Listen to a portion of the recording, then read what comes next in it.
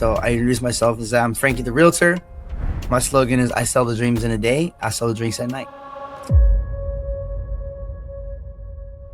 So I do reach out to people when I'm there working. I ask them where they live, what zip code, how they like it, are they renting, are they owning? And then I pitch my listings too when I'm there. I tell my client, like, I don't want you to love me for 5 days or 5 weeks. I need you to love me for 5 years plus while you have the whole time you have the house. Not like, oh, why did Frankie make me buy this house? House is a piece of crap. Like, I don't ever want my clients to feel like that, ever. I don't care what other people think about me or my business. I just care what I feel and what I'm doing as well. I have strong faith in God. And if I'm okay with God and I'm okay with my kids and they're happy with what I'm doing, I'm good. I made it. So for me, like, my ultimate goal, is to just do real estate full time. Frankie, welcome to the show. Appreciate you having me very much. Thank you so much. Yeah. So for anybody that's hearing your name for the first time, how do you introduce yourself and the work that you do across San Diego? I introduce myself as Frankie Valadez, Frankie V Realty. My real name is Francis, so my legal name is Francis. So like on my license, it is Francis. Funny story about that is when I get my real estate license, I'm like, oh, can I just put Frankie? And they're like, no, your name is Francis legally. So if you want to take time to legally change your name, then you can do that. I'm like, no, I'm not taking all that time to change my name. It took me forever to get my license. So Francis it is, but real estate, I do go by Frankie. That's what I prefer. Some people call me Frank, but Frankie is what I go by. And I'm pretty well known as that. Some people are like, wait, your name is Francis, when they find out when we're, see me on, see my business card or something like that. But for the most part, I go by Frankie. Amazing. You describe yourself as father, husband, and realtor in that order. Like, why do you lead with it that way? And like, how does that ordering showing up and how you run your business? Because that's the most important thing to me. Like, I love doing business. I love real estate. But if something's going on with the kids, I will drop that for the kids. Like, this is why I work so hard. I don't just do real estate. I'm actually a full-time bartender as well. I'm the head bartender at Dave & Buster's in Mission Valley. I've been there for like 20 plus years. It's actually where I get a lot of leads from. I know a lot of realtors like to do open houses. That is my open house. Like, I treat the bar as an open house. My name tag says Frankie Real Estate. So I introduce myself as I'm Frankie the Realtor. My slogan is I sell the dreams in a day, I sell the drinks at night. So I do reach out to people when I'm there working. I ask them where they live, what zip code, how they like it, are they renting, are they owning? And then I pitch my listings too when I'm there. Like yesterday, I have an open house in Mount Helix. It's a 4-bedroom, 4.5 bath, a little over 3,000 square feet, fully remodeled. It's listed at 1.775, so just under 1.8 million. And I'm pitching that at the bar, and I'm showing people the video of the property, and it's just I'm very comfortable there, and I've been there for 20 plus years. So they let me do my thing there. I think most restaurants and most places would shame on that and be like, no, you can't bring your other job in here, blah blah blah, whatever. But I'm literally pitching my listings, or I'm pitching. Do you want to buy a house? Or we get a lot of VA people that come into Dave & Buster's. I put them on game on using their VA. It's not just, oh, we can buy a house with no money down. Like, I can pay your debt off with a VA loan, like all your debt, and get you into a house with very little money out of pocket. So, I mean, hey, if you want to buy something, I know some people, they have VA, they have their BH or whatever, and they're skeptical because they're like, oh, San Diego's so expensive. Okay, cool. If I were to pay all your credit card debt, pay off your car, and you had no debt at all, would you feel more comfortable buying in San Diego? And they're like, well, yeah, sure. I can do that for you. Let's sit down. Let's come up with a plan and make it happen. So I currently working with some VA clients right now. They're twin brothers. They both have a VA loan. So we're using one right now. We're looking at multi-units. After when I get out of here, I got to set up a showing for a multi-unit down south. So the plan is with them is to buy a multi-unit, 4-unit, live in it for 1 year, get out of that property, use the other twin brothers VA, buy another 4-unit, and just create doors. And then after a year, they're going to just refinance the conventional loans and then go do it again. So it's just creating this plan. I've been working with them for like 1.5 years. I've been talking with them about doing this, and we're finally at that stage where we're actually out looking at properties and we're going to make it happen. So And it all happened because, I helped their brother buy a property like 2 years ago. And I met them when they came to the showing. They came to the, getting the keys. It was all a big old family thing. And they're like, hey, we're in the military. When we get out, we want to do this as well. I'm like, let's do it. So they just kept in touch with me, follow my Instagram, and just, I believe in, setting the goal, writing it down, and working towards that and making it happen. And that's exactly what they're doing right now. So it's great. That's amazing. So you've based out of La Mesa office on La Mesa Boulevard. Like, what does East County San Diego mean to you, and like, how do you end up planting your flags there? So I actually recently moved to Compass. I was in La Mesa Boulevard. I'm in Mission Valley now, which is over with Compass, and it's around the corner from Dave and Buster's. So it's nice for me to say, hey, my office is right around the corner, But for the most part, like I haven't really been in the office, to be honest with you, too much. In the last couple of weeks, I've been really busy, just with I have a listing going live pretty soon in Alpine. Just closed one in Victorville, which is like 2 hours away. Um, and I got a couple of clients looking all over. I mean, I've sold all the way to Victorville now, as far as I've been um, north, I'd say, and all the way to San Ysidro, like the exit right at the border. So, I mean, there's nowhere in between. Like, obviously, we're licensed in California, so we can sell anywhere in California. But I like to stay where I know the areas, and I know San Diego very well. So I've sold in Chula Vista, La Jolla, La Mesa, San Carlos. So I mean, if it's San Diego County, I mean, I'm very comfortable selling in San Diego County. I do tend to go up to Temecula. I've sold in, Fallbrook, Hemet, but I don't know the areas too well. I like to sell what I believe in and what I know. So, but one reason I do know that people like going to Temecula is you get more bang for buck.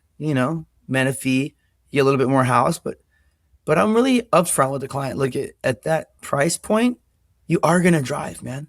We only live once. So if you want to spend 2 hours in the car, maybe 3 hours a day driving, commuting, let's go. That's fine. But in reality, I would not want to do that. So I would recommend finding something more affordable. Maybe it's the thing is, most people are like, oh, well, I want to own a house. I want to own a house. I don't want to mess with the HOA. I get that. But at the same time, HOA can be, to your advantage as a first time home buyer. I say this because, they're covering sometimes water, sewer, trash, exterior building. I mean, when you own a house, that's all you. Like you're paying all that. Your AC goes out, your Home Depot buy a new AC for like, $7,000, whatever it costs.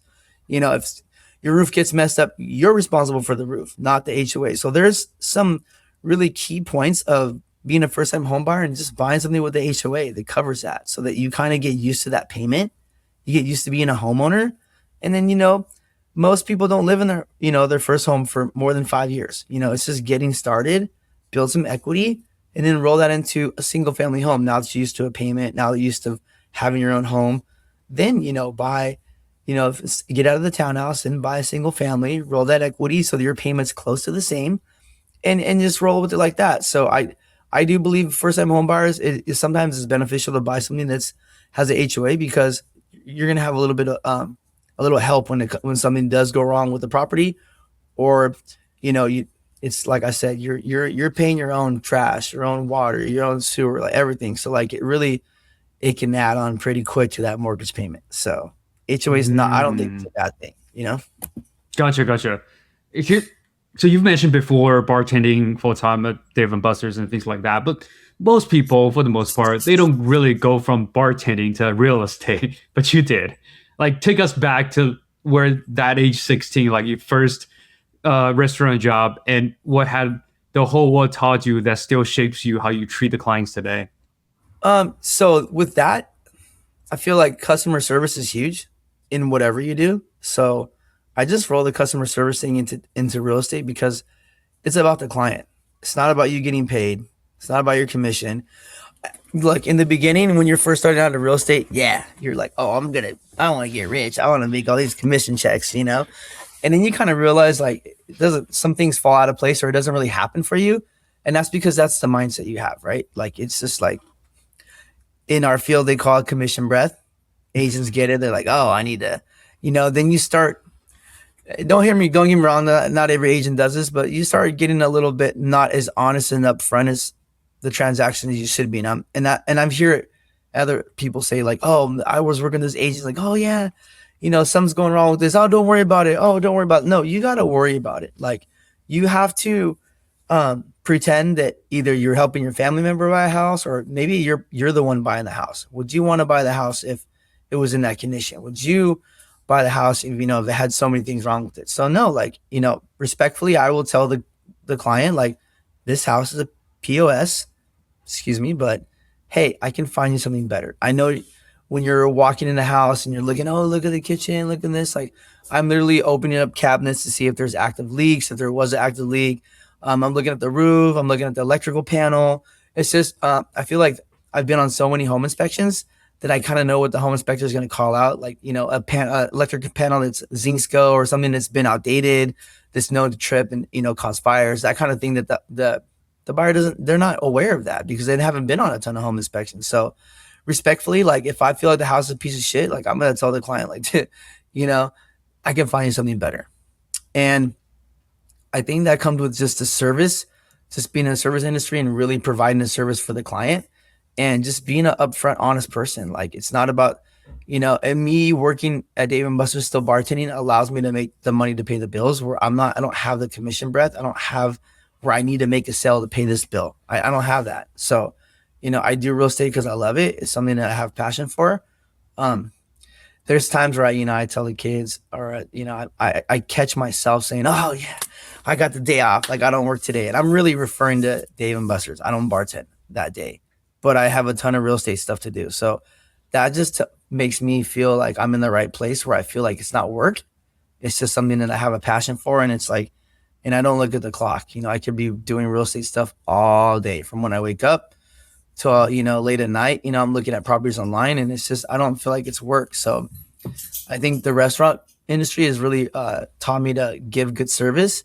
And I think after being in real estate so long, I've come to realize, it's not the commission, it's the client. Do your best job. Your name is your reputation. And I feel like I just have grown a reputation of just wanting what's best for the client. Just whether it takes 5 weeks, 5 months, I do my best to take my time to make sure that client, I tell my client, like, I don't want you to love me for 5 days or 5 weeks. I need you to love me for 5 years plus, while you have the whole time you have the house. Not like, oh, why did Frankie make me buy this house? House a piece of crap. Like, I don't ever want my client to feel like that, ever. So I like to be invited to the parties. I like to hang out with my clients at their house. I do have some very close relationships with some of my clients, meaning, like, if they have pools, I go over there and hang out at their pool parties, hang out with them. Like, there's a few clients that I have really good relationships with, and I hang out with them outside of, them buying a house, and it's just, don't get me wrong. I see these videos where, people do like their big old key day, and, they have all this big old giant key, and that's cool. Like, I get that. Like, for a while I was doing that very much, but I don't see the videos where they're like, sold a year and a half, 2 years later, and they're at their client's house having dinner, or they're at their client's house in the pool, hanging out, having a beer, whatever it may be. Like, I don't make those videos, but I live that. Like, I do hang out with my clients. I go to their birthday parties. Like, I'm not giving them cards on Christmas or that kind of thing. Like, I know a lot of realtors do that. I call them up on a random day on a Tuesday and say, what's up? Hey, Shay, what's up with the house, man? How's everything going? Like, what's new? Like, what's going on with you? How's life? How the kids? How the twins? And I feel like, being within the restaurant business, at Dave and Buster's, I have the most regulars. Like, literally, I probably have like over 1,000 regulars. Like, I know their names. I know what's going on with them. They come visit all the time. And I think that is projected in my business to where I just have that mindset of just caring about my client, How have you ever in a world see yourself do real estate only? Oh yeah, 100%. That's the goal. My goal right now is, so I haven't drank all year. I don't do any drugs. I don't smoke weed. I gave up drinking, smoking a little weed, that kind of thing, because my goal is to be a top producing realtor in San Diego. And that consists of 25, 30 deals a year in my head. To me, that's when I'm hitting 25, 30 deals in a year. To me, I feel like I'm a top producing realtor, whether I get the status quo of it, or I get the little, emails saying you're 1%, you're 5%. I don't care. I don't care what other people think about me or my business. I just care what I feel and what I'm doing as well. I have a strong faith in God, and if I'm okay with God and I'm okay with my kids and they're happy with what I'm doing, I'm good. I made it. So for me, like I'm just my ultimate goal, yeah, is to just do real estate full time. But it's we're in a time of change. So like it's very changed where AI is taking over a lot of stuff. And I get it, like, but I feel like if I'm true to myself and I rely on myself for to get business, I don't really take leads from Compass. I don't take any leads from the brokerage. I do get leads that come in from our team, but I don't really hop on those either. We get these calls and you can hop on. I'm relying on myself right now. I know that in the future it's going to get even tougher. So I just want to I'm just building a brand and building a name for myself right now in this space to make sure I can stay consistent on closing deals in the future when that AI really kicks in. That's maybe. Are you like ever scared to going full on 100% real estate? I did it for a while when I first kind of started out, and then to be honest, I had a few deals fall through, like 3 in like a couple of months. And that put me in a financial place where I'm like, oh, damn, like I do need to. I was bartending maybe like 1 day a week, 2 days a week. And I did it for my insurance. I'm not going to lie. Like I have good insurance with Dave & Buster's. So for the whole family. So I was like, man, I really just want to work 1 or 2 days just for my insurance. I don't even care what we make. I'm just there for the insurance. And then I had those deals fall through and I wasn't on top of my pipeline. So being on top of your pipeline like this and like knowing, where the next deals are coming or who you need to be talking to, the conversations you have to have, your pipeline is huge. Like a lot of people like your CRM. Yeah, I'm in my CRM a decent amount, but I'm old school. I like to write stuff down and like keep track of stuff like that. But yeah, I did feel like, losing those 3 deals in a row, like really put me back in a financial place where I'm like, okay, I need to go back to bartending and just have that security where like, I'm not relying on my commissions to pay my bills. So I do need to get in a place where like, if I'm consistently closing 1 or 2 deals a month, then I really don't have to feel like I need to bartend. But it also like, it's funny because like, then what? Then when am I prospecting? Am I doing open houses? Because right now I prospect at Dave & Buster's. Like I get paid to prospect. So like when I do the open house, I make no money. I spend money on cookies and snacks and waters and it's cool because it's what I'm doing, But I also do love interacting with people. So at a open house, you might run into maybe 10 people. Let's say you have a good open house. You have 10, 15 people. Man, the 10, 15 people are at the bar when I get there at the bar. Like, you know what I'm saying? And like, I'll walk around, like, let's say there's a corner of the bar. Like the other night, there was a bunch of parents there for a soccer game, or not soccer game, but like a soccer meeting with all the parents. So everybody has their drinks. Everybody's eating. I'm like, okay, all right, everybody. The question is, who's looking for a 4-bedroom, 2-bath, 2250 square feet, half an acre with the pool? Summer's about to hit. We got a spa in Alpine. We got any buyers? Like, what? And I'm like, yeah, look at the name tag. Frankie Real Estate. That's what I do, baby. I sell the dreams of the day. I sell the dreams at night. But if you're looking for a property in Alpine, I got you. Coming to the market for $995 in about 2 weeks. Like I'm literally spitting my listing at the bar. Like I don't care. Like, and I tell other agents, like if other agents sit at the bar where I'm at, like, hey, dude, this is at my open house. You're not getting the lead here. If we do, I'm going to send you a referral fee, dude. You're at my open house. Like straight up. I treat Dave & Buster's as my house. So literally you're at my open house. Like I'm working on getting leads there. It is what it is. So, and it keeps me top of mind because like people that come in there, the regulars that come in there, I do sell them houses, like it's cool because, I met this couple, Ray and Melody, they're a VA couple, and they were telling me that their lender and their agent told them they needed $18,000 to close on a house. I said, what? As VA? Are you crazy? No, I can get you that shit. 0 out of pocket. And they're like, no way. So long story short, I ended up vibing with them very well. They came to visit me a couple times, and then they're like, yeah, let's see what you can do. So got them into a property. They got a check for $3,600 after we closed because I asked for a lot of closing costs. It covered everything and they had a check. So they got paid to buy a property. Come to find out, they work out at the same gym as me. So now I run into them at the gym all the time. I just saw Ray yesterday, and I bartended their wedding. So they love me. I ended up bartending their wedding. We're a great vibe. And now they just told me the other day, they're like, hey, waiting for Melody to get orders in San Diego. If she gets orders in San Diego, that day you're going to list the condo. We want to buy a house. You know? So it's like, Dave and Buster's works for me. It That's keeps me top amazing. of mind for people that, want to, that think about real estate. They think about me like, oh yeah, friend, my bartender's a realtor, and for some people, I was like, well, what's your, how much, do you sell, whatever. You can look me up on homes.com, man. Like I'm a, that just counts what's on the paper trail, not the off market properties. Cause I do stuff off market, but right now I'm at like 33 units for like 22 million. So like I do sell real estate, not just bartending. So I think it's just kind of like the best of both worlds, man. I get a prospect and I get paid, That's amazing. money turns. Break it down for us. How does someone, or how does a couple that are literally paying five figure to try to buy a job, all of a sudden got paid at the very end? Like, can you break it down for us? Like, how does that even work? So with the VA, like everybody knows there's no money down payment, no money down. Yeah, that's true, but there's what's called closing costs, and I think people are just not knowing that. They just hear, oh, no money, I can buy no money out of pocket. Whoa, whoa, whoa, back up. You're responsible for paying what's called closing costs, typically 2% of the purchase price. So 2% of the purchase price at 500,000, that's 10,000. Even if you're VA, you're responsible for.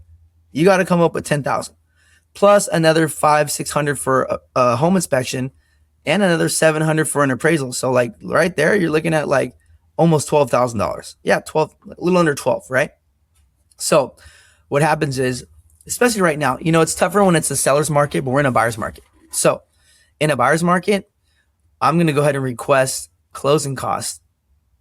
I want it covered from the seller. So let's say, and you're selling your property, you want $500,000 for the condo. Cool. Hey, I'm going to write you an offer for $10,000 or $500,000, but I'm requesting concessions. With the concessions, I want 15K back. I'm going to do easy. I'm not going to do exact number 12,000. I just do 15 because at the end of the day, stuff comes up last minute, little stuff, closing, whatever. And I want to make sure all of it's covered. You never want to come back to the client and say, hey, you're going to need to pay a little bit more than we wrote down. It's better to say, hey, it's going to be a little bit less than we quoted you. That's always way better than saying you got to come up with more. Hey, you know what? You're going to pocket a little bit more because came out will be a little bit less than 15K. So with that, let's say their closing costs, everything was 12,500. Cool. So the difference of the 15K goes right back to the client. So that's what happened. I requested enough closing costs or credits for them to get the closing costs covered and a little bit of home repairs that we wanted done to the property. And they ended up getting a check for 3,600. And it's funny because they called me like, why is escrow asking us for our banking information? And I'm like, dude, you're about to get wired 3,600. They're like, what? Like, you guys made money on this purchase. They're like, no freaking way. Yeah, I mean, it can happen. So with my clients right now, there's twins looking for a multi-unit, 4-unit. I found one. The listing price is 1.2. It even says in the description that the sellers want to give some money for a rate buy down or to buy down the closing costs. Perfect. So I want to come in at 1.2. It's actually 1.25. So 1,250K. I'm going to come in at 1,275K, but I want 50,000 back. So reason being, the 50K covers the closing costs, which is about 22,000. Also covers all my clients' debt, which is another 20,000, leaving us about 7,000. With the other 7,000, I'm going to permanently buy down the interest rate. So now I'm getting them a better rate too with the leftover money. So you're not stuck at the rate. I can use the seller's credit to buy down the interest rate. So now they're going to be at like under 6%, and they're going to have their monthly payment drop to what they're originally quoted. So who doesn't want a lower monthly payment? Now they're coming into the property with no debt. They got about 9,000 each in credit card debts. So they're going to buy this property, cover their closing costs. Now they have no debt. They only have a mortgage payment now. and they're going to have a lower interest rate than they originally quoted because we have a little bit leftover money. So instead of them getting that money back, we're going to use it just to buy down the interest rate, make their payment lower. On a 30-year fix, they save way more money than just pocketing the leftover money that way. So it makes sense. That's amazing. I love that. It's all about like what's best for the client. I feel like I'm at that point in my life right now where like I'm just doing everything I can to make more sense for the client so that they're happy. There's times where like uh, vendors hit me up like, oh, like if they add solar, like I can give you a referral fee. Like you get that a lot from different vendors, and I just say, what, take whatever referral fee you're gonna give me, and take that off my what you're charging my client. So like this guy I met, he does like water softeners. He sells water softeners, and it's like the top of the line. They're like normally if you go buy the water softener system, it's like $12,000, $13,000. He sells them for to the client for like 9,000, like a wholesale deal. And he's like, Mhm. oh, with that I can give you a referral for like 500 bucks, whatever. I'm like, dude, just take that 500 bucks you're gonna give me and knock it off the purchase price for my client, so they get it even cheaper. And he's like, really? And I'm like, yeah, man. Like I just believe that like God will give me something in return for that. I know it sounds crazy, but I feel like something like I have a really strong faith with God right now and the Lord. So I just feel like if I do my best, and that's getting them the best deal, that He'll just provide maybe another lead for me. Who knows? I don't know, but I don't feel like I need to take referrals off clients purchasing items for their homes. I already made money when they bought the house, and if I'm thankful and lucky enough, then when they go to sell the house, then they'll ask me to sell it. And guess what? I make money again. And they're probably going to sell it to buy another house. And I make money again. So I don't do the referral fee off my clients purchasing items for their home anymore. I've done it That's once and I was amazing. like, man, that's not for me. Walk us through a deal that just almost fall apart. Like what broke and what did you do to save that?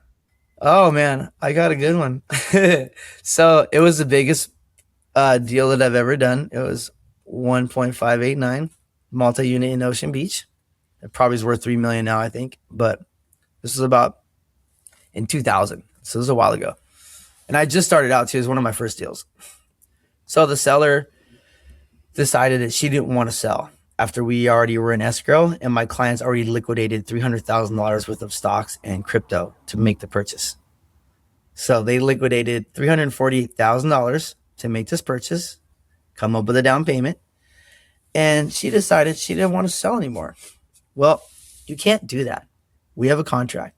The only way you can stop the sale of the home is if the buyer's agent and the buyers do not perform. And I'm going to perform. Like, that's what it is. So she basically stopped, said, no, the appraiser can't come in. I don't want to let the appraiser do their job. I'm like, whoa, wait a minute. What? I said, yeah, I don't want to sell anymore. I changed my mind. I'm like, you can't do that. By law, you can't do that. So my clients actually ended up getting a lawyer, which, he did okay, but I felt like we didn't need him. I'm like, we don't need this dude. I'm going to do what I need to do and like by the law, and I know what we have to do. So I just stuck to my guns and was like, look, we're going to sue you not only for the 300 and something $1,000, but for my commission. We're going to sue you like for $500,000. So you're going to owe a lot of money, lady. She didn't have it. So, long story short, she ended up giving in, even though, and then she was trying to say, oh, you didn't do your appraisal on time. I'm going to cancel on you. I'm like, you didn't allow us to. The first time when the appraiser came, you denied them. So we had to reschedule that appraiser to come in. So technically, I should be given more days. She was just being a hard ass, man, really hard ass. And then we ended up giving her, ended up taking less commission. So I made way less money. I lowered my commission, and for her to pocket more money because she was a greedy seller in order to just make it happen. And it come to find out she had done this twice already to other agents and their buyers, and ended up keeping the property. So she thought she had it in the bag, but she did not. And she no longer lives there because she had to get out. So she had to sold the property, and made it happen for my clients. Even though I made like $10,000 less, it's not about the commission. It's about the client. It's about getting them what they're working for and what they want. So And that really helped me realize that, like, like you're gonna have those times where like they're really tough, because we had law involved and all this kind of stuff, a lawyer, and going by the contract and reading everything over and over again to make sure that everything's done correctly. But it's one of those things where like you got to fight for the client, man. You can't just give up, especially when you're in the right and you know that what you're doing is completely right. You have to put up your dukes and you got to fight for the client, because at the end of the day, like, they're making a huge decision on purchasing the property, and at 1,589, 1.6 million, and they pull 300K. Like, dude, we're gonna make it happen, guys. And it got down to the wire. Like, this lady had to go all the way to Carlsbad from Ocean Beach to sign papers, and she was like being a total bitch. Excuse me, but she was just being a bitch. And I'm like, look, I understand you're upset because in the past you weaseled your way out of not selling your property, kept deposits. My client's deposit was $20,000. I'm like, you're not keeping anything. Only thing you're keeping is the money you're going to get when we close this property. You need to get out. We're closing. And we closed. So Is that the only reason that she backed off, because of the deposit? I think she was just trying to keep the deposit. I think she was trying to weasel her way into keeping the deposit. I think she had done it twice before. So she thought she had a little method, a little formula for her to let people kind of think they're going to buy the property, and then somehow let them release so many contingencies and then keep the deposit. I have no idea. But at the end of the day, like, I'm going to be honest, I don't care. Those are not my clients. I'm not that realtor. I care about my business and my clients, and my job is to close. I close. So I just work on hard on closing the deal. That's it, you know? And then, What? there's other times where, I've had one cancel on me, a couple, the three they canceled in the end of last year really hurt. But there's things you cannot change, man. One of them was my client had a government program where she was using a down payment assistance program, and you have to make so much money in order to qualify. There's very hard qualifications for these programs. And she got a raise last minute, right? And we were in escrow. And they do verification of employment and they verify your funds, your credit, everything. Man, it just took her just barely over the threshold where she's like, damn, like I make too much money now. So the program denied her. And Oh. she's like, you know what? I'm not gonna buy right now. So she ended up not buying. And she's like, I'm just gonna wait to buy. And it's okay because look, the twins that I'm helping right now buy the multi-unit, those are her brothers. So it is Ah. what it is, man. She's actually gonna probably rent one of the units from them when they buy this 4 unit. So hey, it's everything happens how it's supposed to. God puts you in the place where you're supposed to be, and it's your job to recognize it and just do what's right for the client. So I said, look, it's all good. If it wasn't meant to be, it's because I'm gonna find you something better later on. It's all good. So cancel the escrow, and she's probably gonna buy. I think October, December, if she doesn't rent one of the units from her brothers, help offset the mortgage. So we'll see. But I just was on FaceTime with her the other day. So it's they come visit me at Dave and Buster's and have drinks and hang out. Like I have good relationships with people, with my clients. So, and there's other times where like, the seller, like I was in a cash deal and I'm like, man, this cake walk. We're gonna close this deal like no problem. It's all cash. Very little contingencies, just condition of the property. Hell yeah, we'll close this like 2 weeks. Man, there were so many leaks and water issues and mold damage on the property. And the property manager was a listing agent, and the seller lived out of state. She had no idea of the condition. And this guy's like, no, we're not coming down to the price. Or he's just being a hard ass. And I'm like, look, dude, you got mold everywhere. Like, this is $100,000 renovation that my client's willing to take on. But we need to get it for like 50K less, man. And they wouldn't budge. So we end up canceling. I'm like, damn it. Oh man, that's supposed to be a slam dunk. Cash buyers are supposed to be a slam dunk, but they're not. It's not, everything's not a slam dunk. It's not as easy as you perceive it to be just because it's cash. That doesn't mean it's like gonna be easy, man. So that was a lesson right there. And I've had other, escrows canceled based off the fact that, the condition of the home. Like we do a home inspection, and like I said, like the last one, there's just too much stuff wrong, and we can't negotiate back and forth on a price, or we can't negotiate the seller doing the work. They just, oh, you're gonna buy it as is. Like, dude, nobody wants to spend over $500,000 and buy a property that needs a ton of work, like, and have a mortgage for, $3,500 or $4,000. Now they got to go figure out how they're going to renovate this house. Like, no. And I'll tell the client, this house is a piece of shit, man. I'll find you something better. And they respect that. They respect it. And they're like, you know what? You're right. This house is crap. Because I'll tell them, hey, look, dude, if we buy this, like at the end of the day, look, I work for you. You want me to write the offer? I'll write the offer. But don't be coming to me talking about, oh, man, like, why'd you sell me this POS? I told you it was a POS and you wanted to buy it. That's on you, dude. Like, not me. So, like, respectfully, like, let's just keep looking. So I think that this comes with, the security of me working at Dave & Buster's. Like, I don't have the commission breath. I don't need the sale. So you know, had I been a realtor that has their bills backed up and I don't have another source of income, then they might be like, oh, we'll just fix it later. I've heard of those horror stories. We'll fix it later. You can take care of it later. No, dude, that's not a good house. It's a POS. We need to keep it moving, you know? What do you think, like the negotiation tactic that you've developed that you didn't learn it from any class that's coming from the reps that you did before? Man, first things first, communication. You got to call the listing agent and find out what's important to the seller. It's not always money.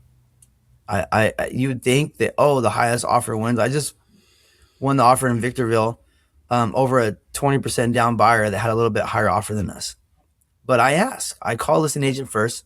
Why is your seller selling? What's the most important thing to the seller? And I learned that just being on a team. I was on a team before with a lot of badass agents, killers. And my mentor was a killer. Has closed a shit ton of deals. And her communication skills are really on point. And it's really just finding out what's important to the seller. Sometimes they're elderly, man. And, when you're elderly and you're moving out of state or you need more time to pack up all your stuff because you live there for 20 years, it's not always about the price. It's about, maybe having more time in the home. So like, let's say the house is worth 700. We put an offer for 710. Somebody has an offer 725. They have a higher cash offer than us. But I wrote the offer giving the seller 29 days rent free. So rent free in the property after we close. And that means after we close, now they have the money in the bank and they have practically a month. I don't do more than 29 days. There's a reason for that. But 29 days is the max I'll do, giving the seller time in the home to make their moves. Now they got all the money in the bank. They can hire a mover. They can feel comfortable. They don't feel rushed. They don't have to feel the stress of the sale because it's already sold. Now they just focus on packing their stuff and moving on to the next venture in life. So the reason why I do 29 days, because anything over 29 days turns into a lease. And if you have a lease and the seller decides, oh, I don't want to leave, it's taking too long, this and that, now you're dealing with a squatter. No offense, but now you're that seller turned into a squatter and you're making a mortgage payment and you haven't even moved in your new house yet. No, we're not doing that. So 29 days max. I like to just do 2 weeks, to be honest with you, because hey man, like my buyer just bought the property. Like they want to get in as soon as possible. So 2 weeks, but if I know you're an elderly and you're moving out of state, I will push for the 29 days with the buyer. Let them know, hey, this is how we're going to win, and just being on top of it as far as doing the home inspection. I put when we open escrow, give me 2 days to order the home inspection, order the appraisal, and just show that I'm on it. And like when I do that, it lets the listing agent know that I'm ready to close right now. I'm going to push it as quick as I can to close. And I'm going to communicate every step of the way. Hey, just order the appraisal. I got the home inspection coming in on Saturday or Tuesday, whatever. Like this is like within 48 hours of getting accepted. Just being on top of it, being communicative and talking with the listing agent and letting them refer that to the seller is huge. That's how you win deals and that's how you get closings. That's amazing. When you're representing the buyer in a multiple offer situation, like you telling me before, like what are, besides talking to the listing agent, what are the things that you're doing or in your offer that the other agents are not? I mean, when it's a seller's market, you can do an escalation clause, which is like up to so much. So the house is worth 700,000. Like we can say, we'll give you $1,000 higher than your most bona fide offer, meaning you're going to have to show me the offer up to 750, up to 740, whatever it may be. Or if you're comfortable, let's say the client has 20% down, you can waive the appraisal. I don't care what the house appraises for. We're only going to borrow so much from the bank. We're going to waive the appraisal. I don't recommend it. You can waive a home inspection if you want. If the buyer's like, hey, you know what? It's in great condition. I don't recommend that, man. We can waive the appraisal. We can waive the loan contingency if you're going to buy all cash. Even as a cash buyer, I don't recommend waiving home inspection because I want to see what the plumbing's like. I want to see the electrical. I want to see what the roof is. There's any leaks in the attic. I just want that inspection just to make sure that the cash buyer or whoever's a very strong buyer is not, jumping into a property that needs all this work. That would suck, you know? But I do have a cash buyer right now. He does buy non-contingent, 10-day close, as is. And the only reason he's doing that is he's a flipper. So he's like, I don't care. Like, I want to, instead of him coming up higher in price, he'd rather stay low, kind of not saying low ball, but like right at asking, and take on the headache and the pain of the work that comes up later down the road. So It just makes sense for him. yeah, he's like, I'll take care of it. I have a crew that flips out. He flips. So it's like, I have a crew. I'm not worried about it. I'd rather get the house 30K under than come up 25K and be like, okay, let's do the inspection. Like, he's like, I don't care, dude. I want a deal. But he hasn't been winning. He's wrote a couple offers, cash, as is, 10-day close, no escrow yet. So it's my job to have a conversation with him and say, look, you haven't won. Let's come up a little bit, dude. Like, you got to come up more than asking. So not just 4 or 5,000. Because then what happens is I go back and I show them, look, remember that house we walked and you put an offer on asking? It closed for 630. It was listed at 604. This other one closed at 625. I'm waiting to see when we lost in San Ysidro. It was 600,000. He came in at 603. Dude. And we didn't even get a counter. So that tells me they're probably in like, and I told him, look, 2 years ago, it was a short sale. 2 years ago, they bought it for 730. The house is worth like 750, man. You got to come up, dude, But it's one of those things where like, hey, write it. Let the client learn that their method of buying is not working. They need to listen. Hey, I'm telling you, you need to come up. If not, we'll keep writing offers. You're going to keep losing. Don't blame it on me. It's not me. I'm telling you, you need to come up. So he actually is on vacation right now. He comes back on Monday. So we're going to have this conversation. There's a couple properties there's one that is a probate in Chula Vista. It just hit the market at 600. But luckily for him, I have a good relationship with the listing agent. We used to be on the same team. So that's a conversation I'm going to have with Monica. Monica, hey, where are we at? If I came in at this price, am I warm or am I super cold still? I mean, she can't tell me where they're at. You know what I mean? She has to be fair to everybody. But, there's ways to just, do I got a chance at 630? Or I'm kick rocks and go down the street. Well, what does that look like? So I got to give her a call later on today and just see kind of where she's at. And that's if the client likes it first. I always tell the clients, go drive by the property at night. Go to the property at 9 o'clock at night, 8:30 at night. See what it's like. See if you feel safe. If you don't feel safe, if there's too much action around the property at that time of night, then maybe it's not a good property for you. Let's look for something else. So I'm really big on telling the client to go at night. Look at the neighborhood at night before we put an offer. I do that, when I move, so why not tell the client that they're going to buy the house? Like, they got to feel safe. And there's times where like, you know what? I win at night. No, not for me. I'm like, see, good thing we didn't put an offer. Like, you waste time on a home inspection. You waste time on an appraisal. Not just time, you waste money. Those are two things out of pocket that are non-refundable. And that's a home inspection and an appraisal. So you want to make sure that the client's very comfortable with putting in an offer. Because if they do get accepted, they got to, they got to investigate the property, and they got to invest is the word you use. You're investing in the property already, even though you don't own it, to make sure it's the right property for you. Gotcha. On the listing side, though, what is the one thing that sellers typically don't do, or sellers that are not really doing, nor the agents are doing that you see, but you're doing it for the sellers on the listing side? So with the listing, to be honest with you, like, I don't do a lot of listings. So I have listed properties before. I've done off market. I feel like the clients sometimes, I don't know, maybe, I mean, maybe not, they don't want to do a lot of work to their house. They don't want to spend a lot of money on their house in order to get it. For one, the house is going to look better shape than when they lived in it. So that's like my client right now actually is experiencing that. He's like, damn, this house is looking. I mean, he spent 12,000 on the landscaping, but we created a whole RV area. We put a retainer wall. There's a clean out. I mean, curb appeal is big. So if you don't have it on your house, you need to spend money on curb appeal. Somebody needs to drive up to your house and be like, whoa, that's a nice house. So he didn't really have that. He had a lot of dirt and a lot of weeds in the front and all that stuff, and on the side of the house and both sides, like just a lot of stuff he didn't get around to. Like he's done a lot of work to the house. Trust me, a lot of work. But it wasn't completely finished. And if we're asking for $1 million, like, hey, we got to finish this stuff up, man. We got to get this nipped in the butt. But I have a really good landscaper. I have a great handyman. I have great vendors who I trust with all my clients. They give really good prices. So you took my word for it. You can check my Instagram. Like there's a progress on there. Like it's coming along really nice. And I feel like not everybody wants to do that, or not everybody's in the position to do that. I mean, you're talking putting in 20 grand, 15 grand in the property before it goes live on the market.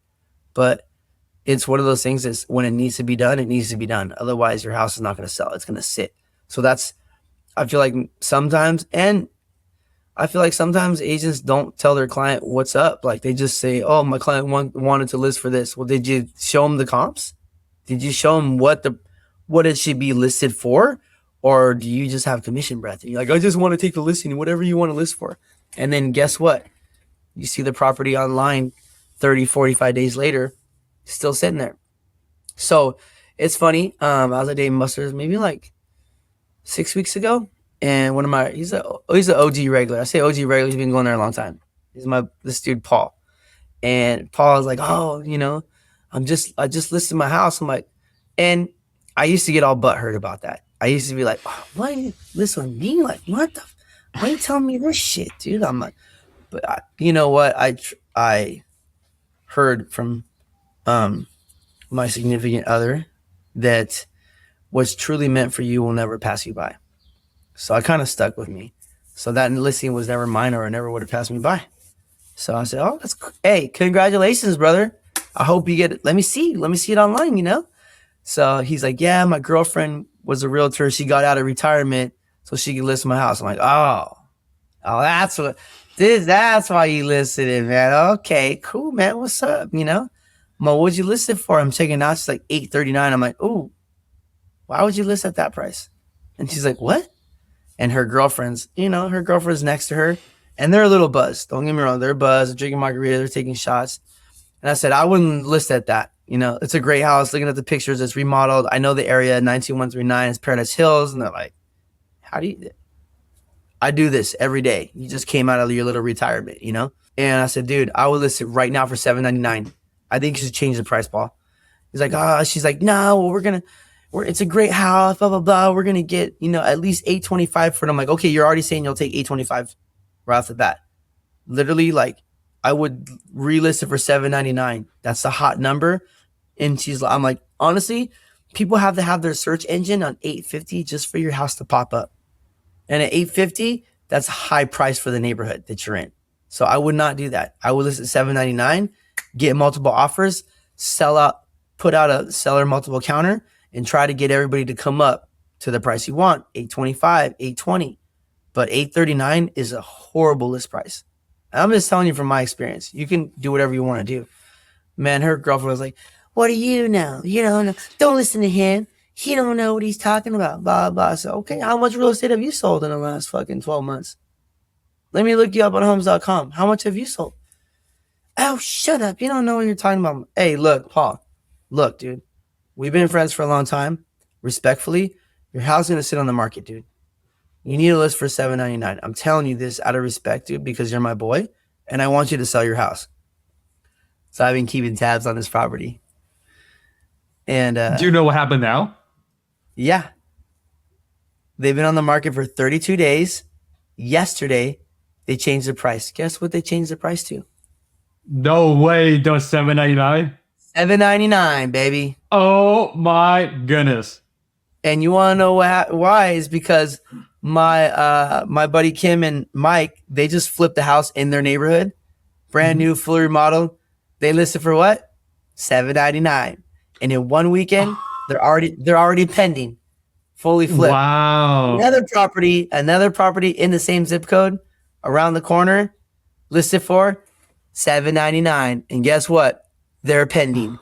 Dude, I wasn't doing it to be a dick. I'm telling you, this is what you got. It's like you have to know what consumers are looking at. Their search engines at 800, 825, 850, 839. That's a dumbass price. Straight up. You're literally gonna sit in the market. Yeah. And now they've been sitting on the market for over 30 days, and people are starting to wonder what's wrong with the property. I told her the first 2 weeks on the market are the hottest weeks, like the hottest time on the market. You got to get as much people in there, drive into traffic, and get offers. If not, you're in trouble. And they're in trouble. So hopefully, by them dropping to $799, the people that missed out on those other two properties in their neighborhood for $799, they're going to come look at this property now. I wouldn't be surprised in the next 2 weeks, they go pending. And I can't wait to see his ass at Dave & Buster's. Better believe I'm going to call his ass out. Hell Have yeah. you talked to him recently? No. Oh, I can't wait to. Give me 1 second. Cool. He took the day off. Awesome. That's my listing. He's like, I took the day off, man, because we're working on getting a new blower for his AC and his heater and just getting everything dialed in over there. We should be going live in like 2 weeks. That's amazing.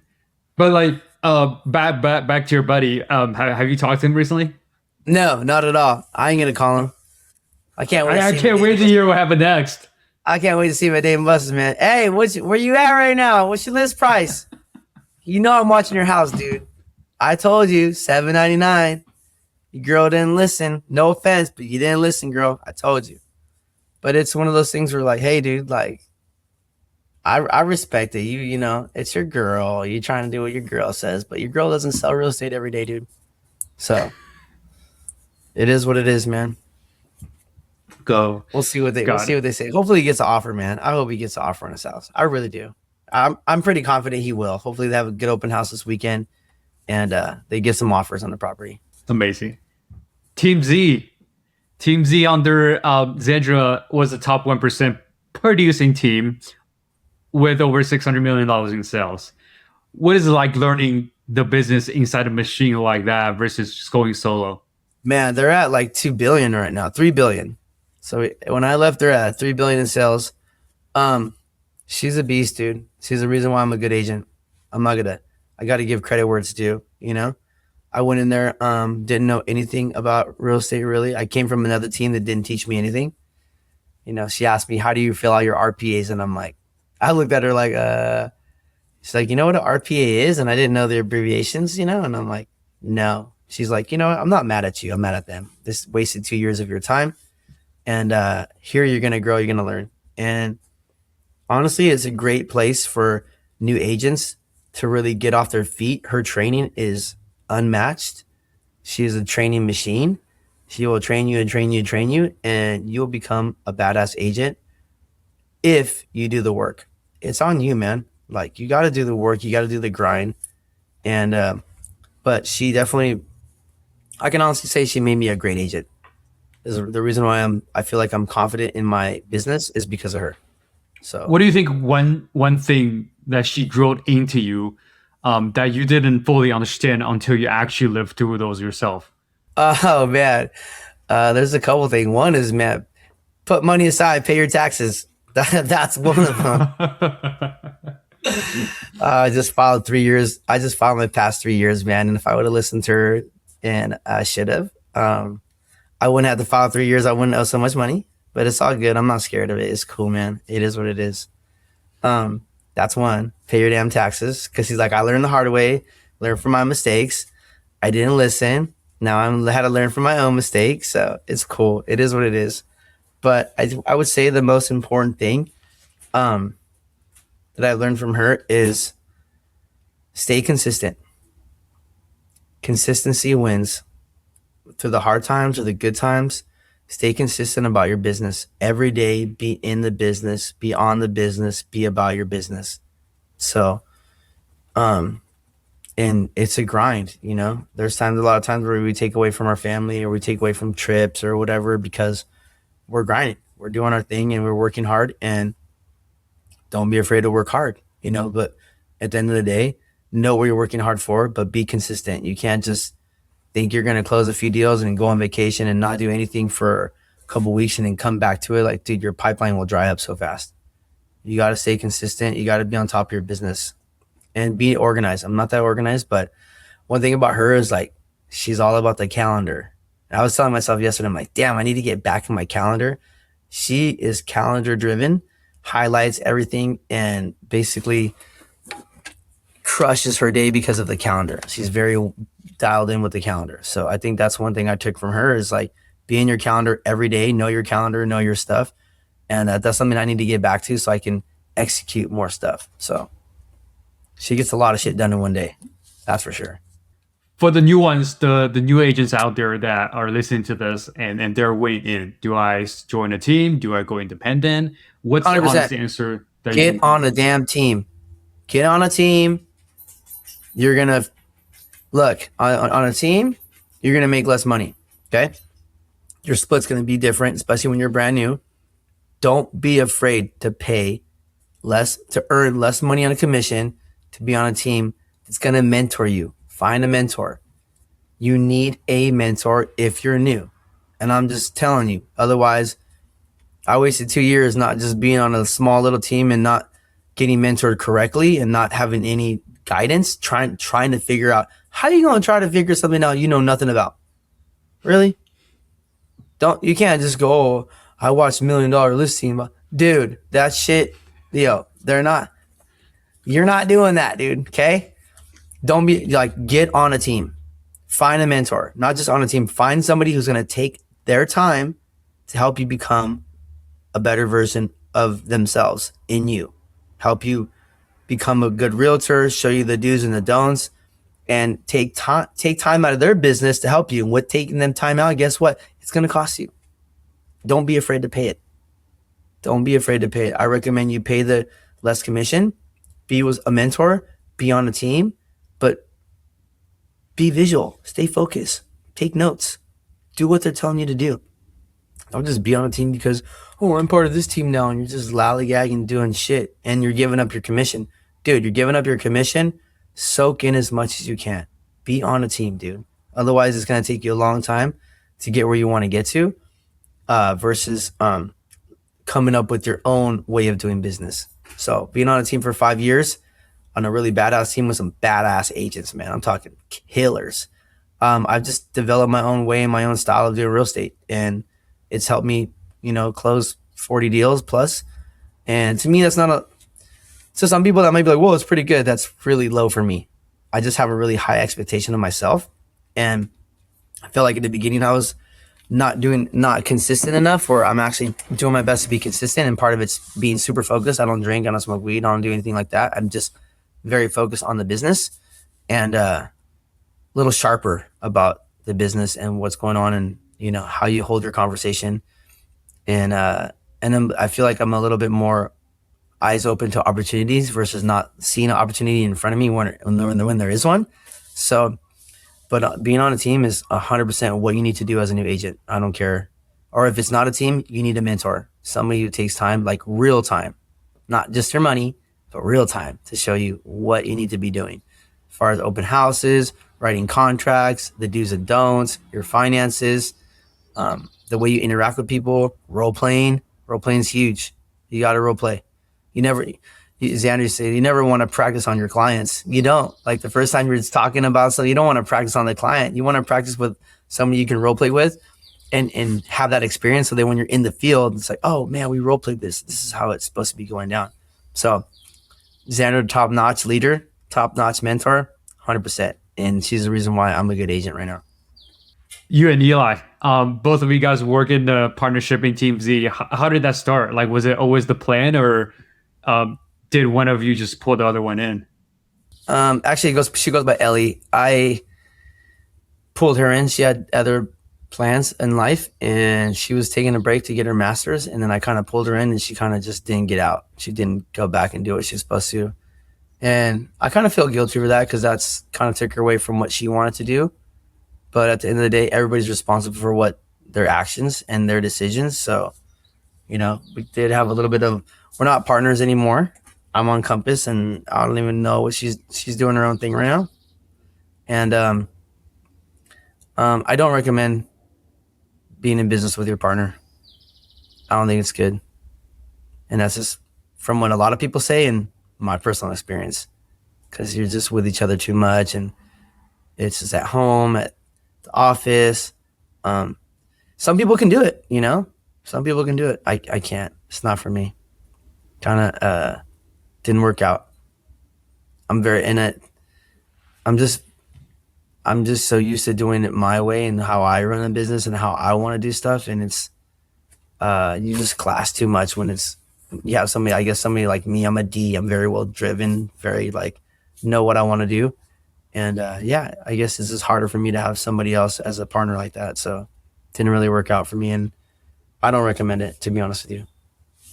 Your tagline is passionately leading your home. When clients are stuck or they're scared mid deal, what does passion and leadership actually looks like? What do you do that a transactional agent wouldn't?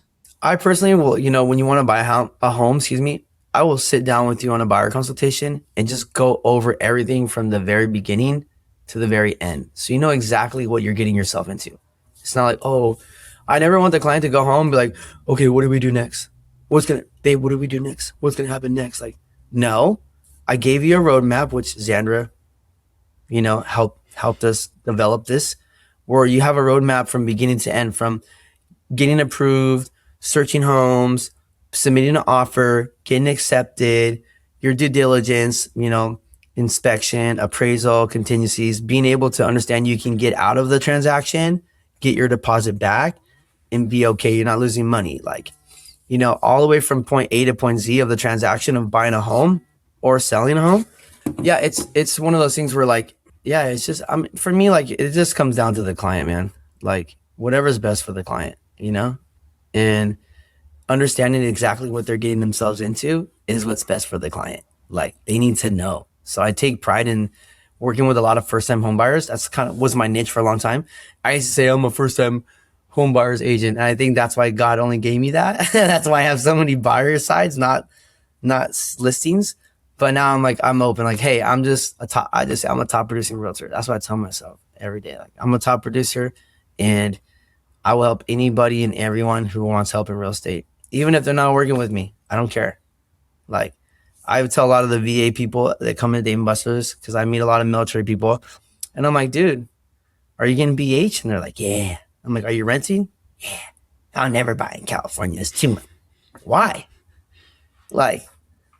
Dude, there's a little secret, a little niche I tell them. I'm like, let's say within less than 2 years, you're going to get stationed somewhere else. You're like, yeah, so why would I buy here? Okay, cool.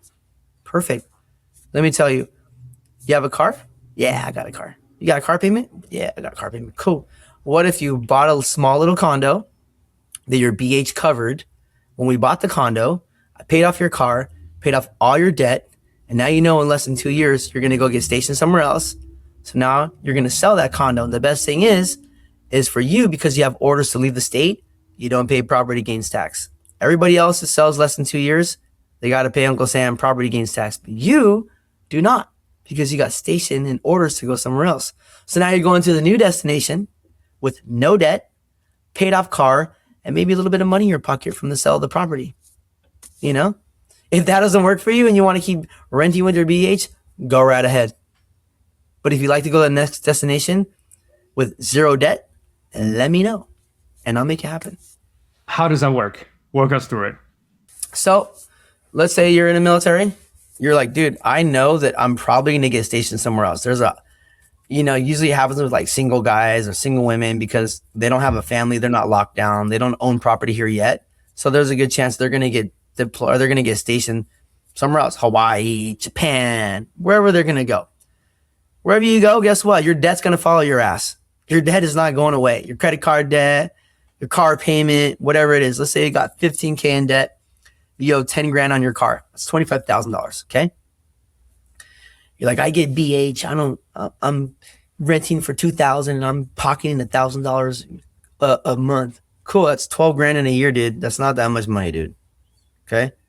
So let's say, let's say we buy a 2-bedroom condo, two bath condo. So now you can rent out the other room to one of your military buddies that gets BH. So property is 500K. I'm going to request 540K. I need 500,000, or maybe like I'll probably come in to offer at 510, 515, but I want $40,000 back in commissions from the seller. Concessions, excuse me. With that 40K, I'm covering the closing cost, which is 10,000. I'm covering your credit card debt. We're buying off your car. So now you moved in this property and you got no more debt. Kind of like what I'm doing my military guys, with their multi-unit. So now you're moving to the property with no debt. And in about a year and a half, you're going to get orders to go somewhere else. You might be able to stay, you might not. If you don't, let's say you get orders to go to the East Coast. So now you're going to Chicago in a year and 5 months. So we're going to list your property. We're going to put it on the market aggressively. We're going to sell the unit. Now you move to the next place with no capital gains, because those orders from the military that you got to go to somewhere else is going to wipe out the possibility of you having to pay capital gains, because you have orders from the military. So that scratches off the capital gains that you have to pay. Now, if you're a regular civilian, or like you decide to just get up and move, you're going to pay capital gains on that property because you haven't owned it less than 2 years. That's just what it is. This way, they get to move to the new place with zero debt. The car is paid off. The credit card's paid off. Maybe we sell the condo and they make $10,000. Maybe they make $5,000 after commissions and that. So what? You made a little bit of money. You lived in the property off your BH anyways, and you probably made a little bit of money because you're renting out the other unit, the other room you have, to one of your military buddies that has BH. So it's a win-win, man. Or you can keep using your BH, don't buy shit, don't pay any debt off, and guess what? You go to the next place with your debt, with your credit card debt, with your car payment still. It's up to you, man. I don't care. I'm just telling you what you can do. My job is to tell you what you don't know you can do. It's up to you to make the move if you want to do it or not. I don't care. I give it away, I take it away. I give the information. Don't even pick me. Use another realtor. I don't care. And they look at me like, look, what's truly meant for me will never pass me by. If you're meant to be my client, I will help you. You've been talking to another realtor, go ahead, man. I just gave you the sauce. You're welcome. But your realtor should have already been on point and told you you can do this. You should already know this. And if not, maybe you shouldn't be with that realtor. I don't know. It's up to you. What do you think the biggest myth first-time home buyers carry into the process that you have to justify to them or explain it to them every single 20% time? down, man. They all think they got to put down this huge ass chunk. I heard I got to put 20% down, or I heard I got to put 10% down. Like, who told you that? Your Uncle Pete at the barbecue, or who told you that, man? Like, no, man. You need to ask ChatGPT. You know what I mean? Or something, man. Like, so people's myth of like having to put down this huge payment is really like not it right now. I mean, my cousin, people that are like, oh, only military can get in with no money down and very little out of pocket. That's not true. I just closed a deal in Victorville for my cousin. I use what's called the CalHAFA program. It treats it like an FHA, but the CalHAFA is a government program that pays for your down payment. Your interest rate's a little bit higher. So all I did was request enough credit. I got a $23,000 credit, and my client's closing cost was supposed to be $26,000 and some change. So she's supposed to come up with $26,000 for all the closing costs. I negotiated $23,000. So her cash to close on this property was $1,463, and she got into the property. And she's not military. She's a civilian. So you got to know somebody. You have to know a realtor who knows the different programs. And really, it's the lender. That's not me. That's the lender. It's the like, for me, like, I stay in my lane. I'm not going to sit there and tell you all these different programs and all this different stuff, because really that's the lender. That's not my job. There's other programs I don't even know about that a good lender knows about that I don't step on their lane. So when it comes to anything to do with the house, condition, the price, negotiating, the timeline, that kind of stuff, that's where I come into play. The client asks me about an interest rate or how they can get a lower payment, this and that. I tell them right away, hey, that's not my lane. That's the lender's lane. You need to call the lender right now and see what they can do about that. Like, I know roughly enough about loans, but I'm not the lender. That's not my job. They know all these programs that are fresh or new or old that people don't know about. The only reason I know about some stuff like that is because my experience with other, clients that have experienced this. But at the end of the day, there's always something new, like that cow, the Dream for All program. I call it the Dream for the Few program because only a few people get that program. It ain't the Dream for All. It's the Dream for the Few because they give like 1,500 in all California. That's very little. So, but there is a program. There's programs like that, and you just have to be aware of all these different options consumers do have versus just, I got to put 20% down. That is like the worst. That myth is just like horrible. And I feel like think about it, 20% down on a $500,000 purchase, like 100 grand. Like, who has 100 grand saved up? Especially in San Diego, man. It's tough living here. It's expensive. So then they're like, I'm never going to own. I'm like, don't ever say that. When the attitude, yes. Don't say that. Say, I'm going to own. I just don't know when. Like, okay, when you meet me, we're going to own. I want to make you an owner. If that's your goal. And it may not be right that second. It's my job to sit down with the lender and come up with a game plan. Like, if their credit's not ready yet, or they need to make a few adjustments in their daily life to get ready to purchase, then we work on with them on that daily plan to make sure that they're focused. And then 6 months from now, a year from now, that they're ready to buy with confidence. Amazing. You've mentioned AI before as well. Like, what's your take on AI? Should people use it, listen to it? How should people use it? Look, for AI, I use it. I'm taking an AI certification class right now with Coursera. You have to be on it, man. You're going to get, it's not that it's going to take over. It's the people that understand how to use it are going to be the ones getting more business. So, I use it on my listing right now to, I'm like, hey, I took a picture of the house and the landscaping is all shitty. I'm like, hey, if this was cleaned up and it had DG dirt, I had a fence here, I had solar lights, show me what that looks like. And boom, it looked amazing. So now I show that to the landscaper. Can you do this? He's like, yeah, I can do that. Cool. That's the vision that we're going to have on this property, is the pictures that I took through chat. So, and you got to ask it the right questions. Like, as I'm taking this course right now, I'm realizing, like, people treat it like Google. It's not. Like, you need to be very defined on how you're asking it, and not only like how you're asking it, but the response you want to get from it. Like, it could give you a literally soft idea. I'm like, don't sugarcoat it, chat. And I call my chat Grant. I'm like, Grant, don't sugarcoat it.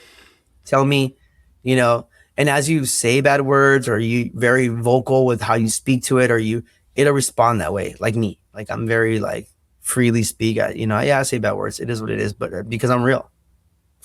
I'm very real with my day to day. Like, look, man, I know a lot of people care about what people think about them, and I used to be like that, but I don't give a shit. I don't care what people think about me. I don't care if, I don't get the business because you feel a certain way about me. Like, I only want to work with people that want to work with me. That's that simple. And not everybody's going to want to work with you. And it's okay. They're not meant to work for you, or with you. It's like I said, nothing's truly meant for you will ever pass you by. So I just be 100% me, and I attract the people that want to work with me, and that works for me, What about the buyers? And so there's news out there that, buyers and sellers didn't come to agreement because both of them ask AI and both of them get different outcome. Yeah. Obviously, seller wants to go higher, and buyer wants to go lower, and that deal then came through because of AI. Do you think as a buyer they should go after AI to go after information, advice, resources? I saw Ryan Serhant lost a $50 million deal from this. That AI told the seller that he should be selling for more, and then the buyer asked AI, and the AI told the buyer that he's overpaid, so they canceled the escrow, and it's a $50 million deal. I'm sure Ryan saved it because he's a G. He's a very well respected realtor, and he does his job very well. So I'm sure he saved that deal.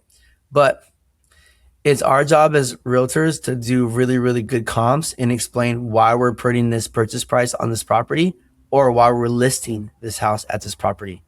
And I just feel like, you really have to really go into detail of why you're pricing at that price or why you're purchasing that price with evidence. Comps are comparables of the market of what's currently sold. I typically don't go over 6 months.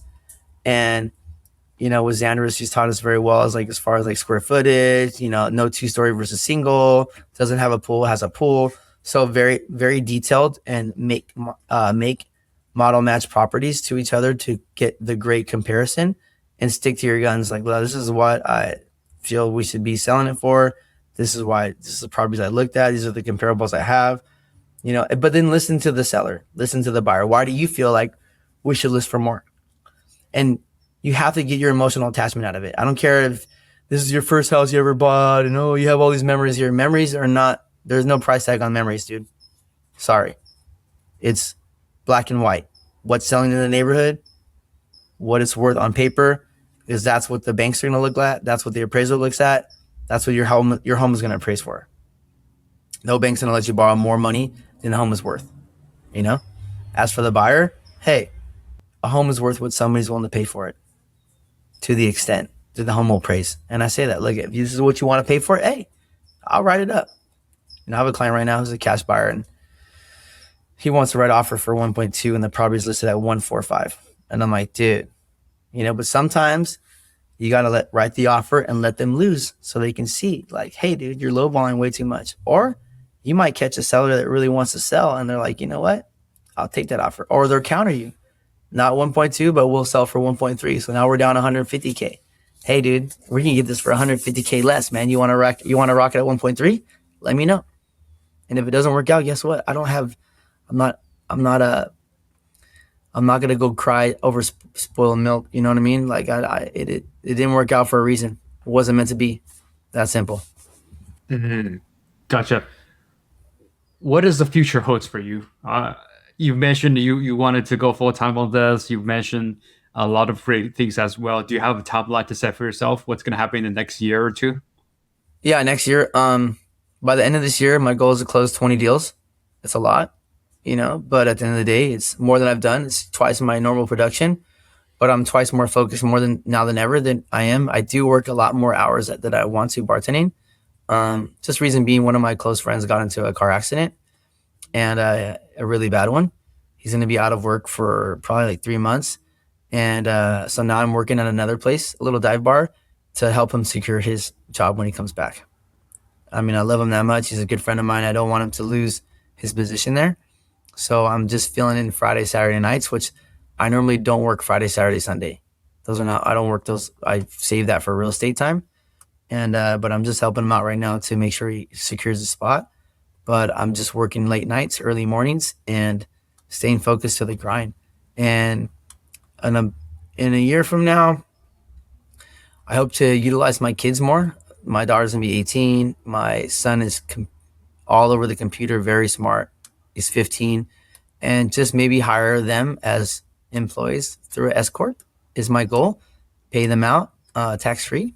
Learn a little bit more about my taxes, and just stay true to my clients. I am on a smaller team right now. There's only like 3 of us, but and one of us is really new to being an agent. So I want to focus on helping her build her business. As you help others, better things happen for you. So I feel like she needs the attention right now. So I want to focus on making her a badass agent. It's one of my goals. What do you um, what do you think is the one thing that all the rookies or the newer agents they should hear or they should follow as an advice coming from someone like you? If you're a rookie agent, don't be afraid of the work, man. It's not going to come as easy as you think it is. It's a lot of work.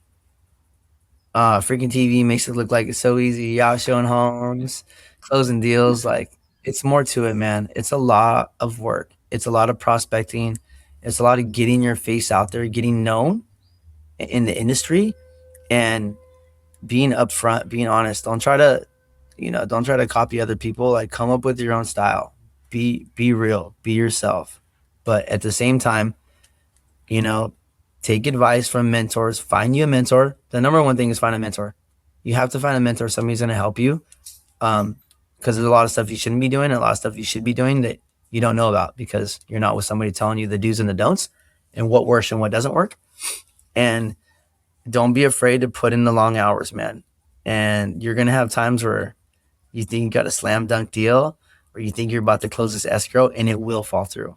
It will. There's only a matter of time, like with your deal that you're just, waiting for it to close and it doesn't close.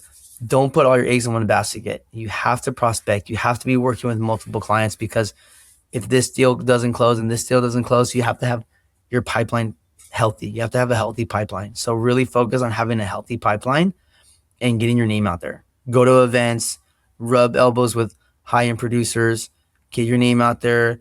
Don't be afraid to talk to people. If you're afraid to talk to people, introduce yourself and that kind of stuff, like you're not gonna make it. Like you gotta get out there. You gotta go to Andrew Greer. He puts on a BRE, like the brew, whatever, where there's all these other realtors and everybody's meeting each other and there's flippers, there's contractors. You got to go to those events so you get to know people that are doing business right now in the business, So don't be afraid to get your name out there. You're not going to meet anybody. You're not going to get any deals done just sitting at home. Last question. Frankie, where can people find you? Mainly on Instagram. I'm on Instagram a lot. That's like, I don't do Facebook too much, but I just changed my Instagram to Frankie V Realty. I'm on there every day pretty much. I don't post too much. I mainly do my story so you can just see what I got going on and see that I'm real. I don't do retakes. So it's one take shot. That's it. I might mess up. Oh, my bad. I meant to say this. Like, I'm just being human. I'm just being real. I don't like to, let me reshoot that. I don't do that. I'm not an actor. Actors do that. Actors retake. I'm not an actor. What you see is what you get. Yes, I might cuss on my story. Yes, I might say something that doesn't make sense or whatever. I'm human, dude. I'm human. I'm just being real to myself, to my business, and to the people I work with. So, you can find me on Instagram or you can find me at Dave and Buster's, man. Monday through Thursday. Come in, grab something to eat, talk real estate. And yeah, man, like sometimes I bring my laptop and pull up properties right there for guests, It is what it is, man. When you love what you do, like there's no turn off switch. I never turn it off, man. Love it. Appreciate you. Thank you so much. Thanks so much for the time. It was very nice talking with you. Appreciate the questions. And yeah, I'll see you at Dave and Buster's or I'll see you on Instagram.